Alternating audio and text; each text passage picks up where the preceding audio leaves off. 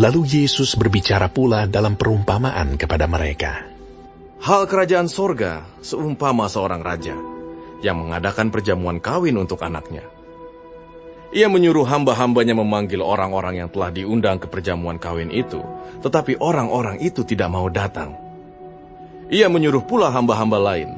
Pesannya, katakanlah kepada orang-orang yang diundang itu, sesungguhnya hidangan telah kusediakan, lembu-lembu jantan dan ternak piaraanku telah disembelih, semuanya telah tersedia. Datanglah ke perjamuan kawin ini. Tetapi orang-orang yang diundang itu tidak mengindahkannya. Ada yang pergi ke ladangnya, ada yang pergi mengurus usahanya, dan yang lain menangkap hamba-hambanya itu, menyiksanya dan membunuhnya. Maka murkalah raja itu, lalu menyuruh pasukannya ke sana untuk membinasakan pembunuh-pembunuh itu dan membakar kota mereka. Sesudah itu ia berkata kepada hamba-hambanya, perjamuan kawin telah tersedia, tetapi orang-orang yang diundang tadi tidak layak untuk itu. Sebab itu, pergilah ke persimpangan-persimpangan jalan, dan undanglah setiap orang yang kamu jumpai di sana ke perjamuan kawin itu. Maka pergilah hamba-hamba itu, dan mereka mengumpulkan semua orang yang dijumpainya di jalan-jalan, orang-orang jahat dan orang-orang baik, sehingga penuhlah ruangan perjamuan kawin itu dengan tamu. Ketika raja itu masuk untuk bertemu dengan tamu-tamu itu, ia melihat seorang yang tidak berpakaian pesta. Ia berkata kepadanya, "Hai saudara, bagaimana engkau masuk kemari dengan tidak mengenakan pakaian pesta?" Tetapi orang itu diam saja. Lalu kata raja itu kepada hamba-hambanya, "Ikatlah kaki dan tangannya, dan campakkanlah orang itu ke dalam kegelapan yang paling gelap. Di sanalah akan terdapat ratap dan kertak gigi. Sebab banyak yang dipanggil, tetapi sedikit yang dipilih." Kemudian pergilah orang-orang Farisi. Mereka berunding bagaimana mereka dapat menjerat Yesus dengan suatu pertanyaan. Mereka menyuruh murid-murid mereka bersama-sama orang-orang Herodian bertanya kepadanya, "Guru, kami tahu engkau adalah seorang yang jujur, dan dengan jujur mengajar jalan Allah. Dan engkau tidak takut kepada siapapun juga, sebab engkau tidak mencari muka. Katakanlah kepada kami pendapatmu. Apakah diperbolehkan membayar pajak kepada Kaisar, atau tidak?" Tetapi Yesus mengetahui kejahatan hati mereka itu, lalu berkata, "Mengapa kamu mencobai aku, hai orang-orang munafik? Tunjukkanlah kepadaku mata uang untuk pajak itu." Mereka membawa suatu dinar kepadanya. Maka ia bertanya kepada mereka, "Gambar dan tulisan siapakah ini?" Jawab mereka, "Gambar dan tulisan Kaisar." Lalu kata Yesus kepada mereka, "Berikanlah kepada Kaisar apa yang wajib kamu berikan kepada Kaisar, dan kepada Allah apa yang wajib kamu berikan kepada Allah." Mendengar itu, heranlah mereka, dan meninggalkan Yesus, lalu pergi. Pada hari itu, datanglah kepada Yesus beberapa orang Saduki yang berpendapat bahwa tidak ada kebangkitan.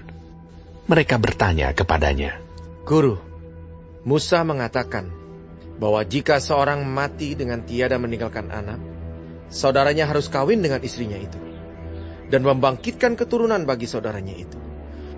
Tetapi di antara kami, ada 7 orang bersaudara. Yang pertama kawin, tetapi kemudian mati. Dan karena ia tidak mempunyai keturunan, ia meninggalkan istrinya itu bagi saudaranya. Demikian juga yang kedua, dan yang ketiga, sampai dengan yang ke-7. Dan akhirnya, sesudah mereka semua, perempuan itu pun mati. Siapakah di antara ke-7 orang itu yang menjadi suami perempuan itu pada hari kebangkitan?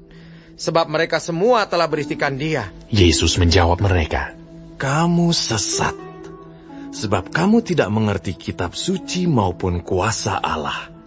Karena pada waktu kebangkitan, orang tidak kawin dan tidak dikawinkan, melainkan hidup seperti malaikat di sorga. Tetapi, tentang kebangkitan orang-orang mati, tidakkah kamu baca apa yang difirmankan Allah ketika ia bersabda, 'Akulah Allah Abraham, Allah Ishak, dan Allah Yakub'? Ia bukanlah Allah orang mati, melainkan Allah orang hidup." Orang banyak yang mendengar itu takjub akan pengajarannya. Ketika orang-orang Farisi mendengar bahwa Yesus telah membuat orang-orang Saduki itu bungkam, Berkumpullah mereka, dan seorang dari mereka, seorang ahli Taurat, bertanya untuk mencobai dia. Guru, hukum manakah yang terutama dalam hukum Taurat? Jawab Yesus kepadanya, Kasihilah Tuhan Allahmu dengan segenap hatimu, dan dengan segenap jiwamu, dan dengan segenap akal budimu. Itulah hukum yang terutama dan yang pertama. Dan hukum yang kedua, yang sama dengan itu, ialah kasihilah sesamamu manusia seperti dirimu sendiri. Pada kedua hukum inilah tergantung seluruh hukum Taurat dan kitab para nabi. Ketika orang-orang Farisi sedang berkumpul, Yesus bertanya kepada mereka, katanya, Apakah pendapatmu tentang Mesias? Anak siapakah dia? Kata mereka kepadanya, Anak Daud. katanya kepada mereka, Jika demikian, bagaimanakah Daud oleh pimpinan roh dapat menyebut dia tuannya? Ketika ia berkata, Tuhan telah berfirman kepada Tuanku, duduklah di sebelah kananku, sampai musuh-musuhmu kutaruh di bawah kakimu. Jadi, jika Daud menyebut dia tuannya, bagaimana mungkin ia anaknya pula? tidak ada seorang pun yang dapat menjawabnya. Dan sejak hari itu, tidak ada seorang pun juga yang berani menanyakan sesuatu kepadanya.